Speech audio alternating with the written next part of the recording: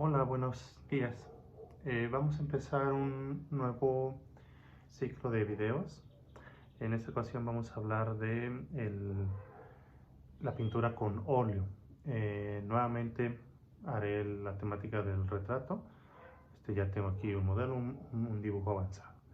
Eh, pero primero, igual que cuando hablamos de la acuarela, quiero tratar el tema de los materiales. Eh, para el óleo nos vamos a dar cuenta que hay más materiales que para la acuarela. Hay como una riqueza un poquito más amplia de posibilidades y evidentemente pues la inversión será un poquito mayor. Bien, primero, nuestro soporte. Entonces, hay dos tipos básicos de soporte para trabajar con óleo. Una de ellas es este tipo de bastidores que, si nos damos cuenta, es delgado y tiene la grapa, se ve la grapa, ¿no? Este bastidor es relativamente económico. Este que mide 30 por 50 centímetros me costó alrededor de ciento y tantos pesos. Entonces es más o menos económico, no hay que hacer como una gran inversión. Está después lo que se conoce como bastidor galería, que, si nos damos cuenta, es un poco más grueso y este tiene la particularidad de que en el borde, en el costado, no se ve la grapa. Esto es porque la tela está doblada hacia atrás y engrapada sobre la madera. Entonces este es un poco más caro. La tela incluso es diferente, tiene como una mayor firmeza y menos textura. Esta tiene un poquito más de textura. Entonces si quieren hacer como la inversión, valdría la pena que nos fuéramos hacia este. Este también tiene la ventaja o peculiaridad de que puedes pintar el borde y te ahorras el marco, ¿no? Es como una tendencia o moda que en los últimos años está como más o menos fuerte. Bien, lo siguiente, bueno, también podríamos pintar en madera, aglomerado, triple-A, MDF, etcétera. Casi cualquier superficie, pero las más habituales son los bastidores de tela o bien la madera. Bien, segundo, la pintura. Hablando de la pintura, tenemos tres medidas estándar. Que es el tubo grande, que bueno, es como una especie de pasta dental, tubo de pasta dental. Es el grande, el mediano y el pequeñito. Digo, este ya está usado, pero pues, se pueden dar cuenta que es muy pequeño. ¿Cuánto necesitamos? ¿Cuánto vamos a usar? Aquí depende, obviamente, de la periodicidad con la que se trabaje. Yo recomendaría usar el mediano, tener como los colores base en mediano, y el blanco, que es el color más usado, bueno, depende de lo que hagamos, pero con frecuencia el más usado, ese sí conseguirlo en grande. Si vamos a usar estos colores pequeñitos, que sean de colores como muy específicos. Por ejemplo, este es un verde amarillento, ¿sí? Que es un tono como muy particular, que de repente nos cuesta trabajo crear con la mezcla de colores. Este es, si lo ven, un verdecito como chillón, por decirlo de alguna forma. Bien, entonces, respecto a los colores, ¿qué colores son los importantes de conseguir? Evidentemente blanco, que lo consiguen como blanco de zinc. El negro, el negro es negro marfil. Un azul que yo recomiendo, el azul ultramar. El rojo dependiendo de la marca, pero esta marca que es como la más normalita, que es ATL, ellos venden su rojo como rojo ATL. Pero bueno, para que nos hagamos una idea, este está nuevo. Para que nos hagamos una idea, pues es este tono, el tono de la etiqueta. Que no es un rojo oscuro, no es un rojo claro, no es amarillento. Y el amarillo medio y para de contar. O sea, serían como los tonos base, que son los primarios, más negro y blanco. Y después ya hay como muchos colores que a lo mejor dependiendo de lo que vayamos a hacer, pues nos convendría, ¿no? Por ejemplo, si vamos a hacer algo que tenga un cielo de estos cielos brillantes de invierno, nos conviene conseguir un azul cerúleo. Si hay tonos de azules como muy oscuros, casi metálicos, nos conviene un azul cobalto. Si vamos a hacer piel, nos conviene un vermellón, que es un color como naranja. Si vamos a hacer cosas que tienen que ver con naturaleza o cosas como yéndonos hacia los cafés, conviene conseguir un siena tostada, un marrón, etc. Ahí, repito, ya depende de lo que queramos hacer, pero con los con los tres primarios más el blanco y el negro, es más que suficiente. Muy bien, pasando a la parte de los materiales para pintar, es decir, a la herramienta como tal. Dos cosas como primordiales. Primero, las espátulas, que hay de muchos tipos. Yo recomiendo, bueno, hay unas como muy económicas que son plásticas.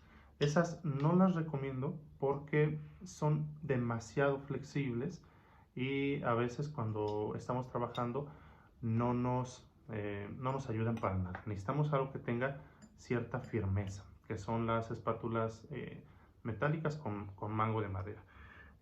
Repito, hay infinidad de medidas, de tipos, estas que tienen como una punta triangular, que puede haber más chiquitas, estas que tienen la punta como un poquito más ancha y son más largas, o esta otra que es más como para superficies más grandes, ¿no? O esta otra que es como si fuera un rombo. Hay muchísimas. Yo recomendaría tener una como muy estándar, que es algo parecido a esto. Vean más o menos el tamaño de la hoja. Nos va a ayudar primero para combinar pintura y segundo para la misma pintura que ya hayamos combinado, aplicarla sobre la superficie y crear alguna especie de textura que nos da texturas súper interesantes. En cuanto a los pinceles, si recuerdan o bueno, si no lo han visto, véanlo, pero en la presentación de los materiales para trabajar con acuarela, yo recomendaba tratar de migrar hacia los pinceles que no tienen un origen animal, los pinceles, se me fue la palabra, sintéticos. Acá yo voy a presentar los pinceles que ya tengo, que son de hace muchos años, y algunos de ellos son de origen animal. Entonces esa es una tarea pendiente que yo tengo, de tratar de irlos cambiando. Bien, entonces, ¿qué pinceles nos sirven? Nos sirven este tipo de pincel que es cuadrado y que tiene las cerdas como cortitas, ¿no? Esto nos ayuda a que tiene cierta firmeza. No es un pincel como el de la acuarela que carga como muchísima pintura, ¿sí? Entonces, ¿qué medidas? Las que nos demande lo que estamos haciendo. Yo recomendaría tener que sería como un mediano, que sería como un chico, algo un poquito más pequeño y esto, para que lo vean bien. Más o menos estos 4 tamaños. Me los acomodo.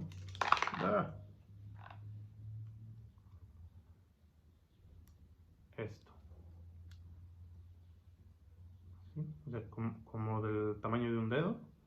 Y nos vamos más chiquito. Este es casi medio centímetro, este es un poquito menos de medio centímetro y este es mucho más pequeño. Esos de entrada, pero también nos ayudaría mucho un pincel más chiquito, más delgado. Este pincelito que tiene la cerda como mucho más grande. Me voy a peinar con mi baba. Esto, ¿sí? Para que lo vean. Este nos ayudó mucho para ciertos detalles, para líneas, para cosas así. Ok. Ahora, ¿cómo vamos a mezclar nuestra pintura? Eso es como otro dato importante. Si se fijan, existe como este cliché de la paleta de pintor de madera, ¿no? En realidad no es nada práctica. Se ve muy bonita en las fotos, tiene como una estética interesante, pero no es práctica.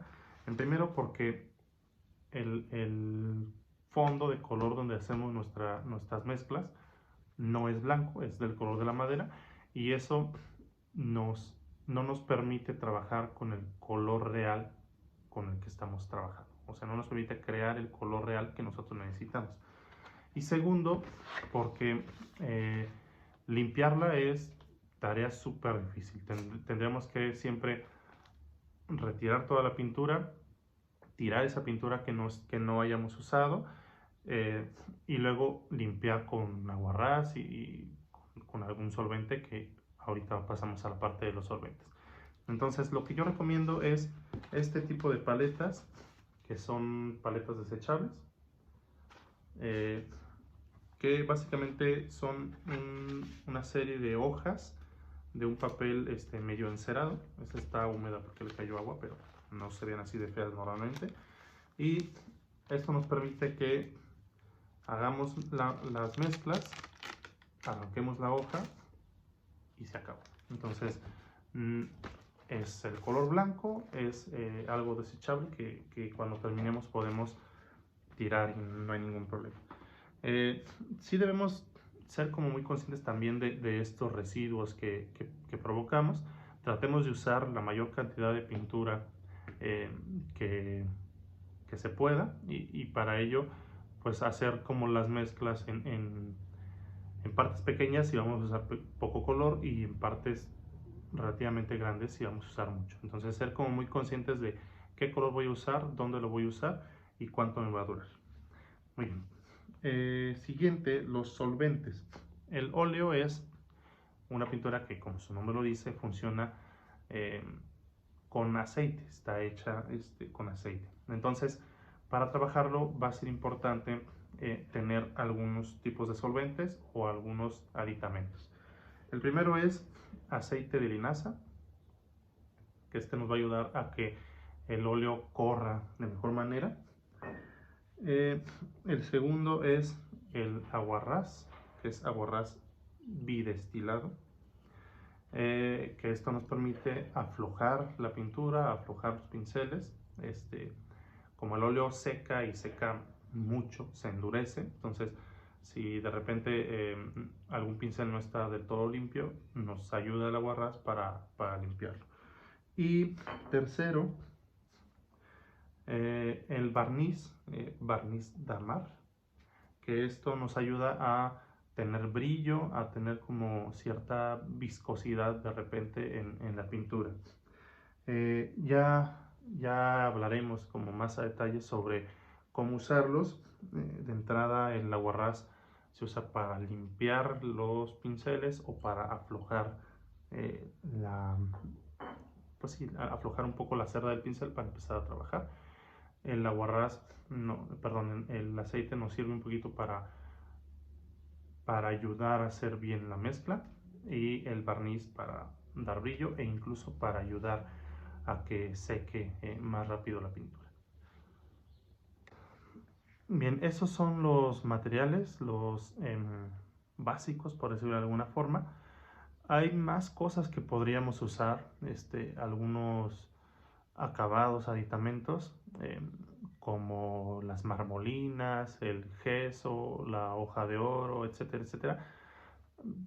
Pero ahí ya depende de la experiencia, de la expertise que cada uno de ustedes tenga y sobre todo de estas terminaciones como mucho más específicas que alguien quiera tener. Podemos trabajar con lo que les he dicho, podemos empezar sobre todo a empezar a aprender con esto y pues también teniendo en cuenta que como ya vieron son varios materiales, entonces la inversión pues no es pequeña, entonces pues ir como poquito a poquito haciéndonos de más y más materiales. Bien, en el siguiente video hablaré ya de esta primera etapa de cómo crear los colores para empezar a hacer el retrato. Muchas gracias.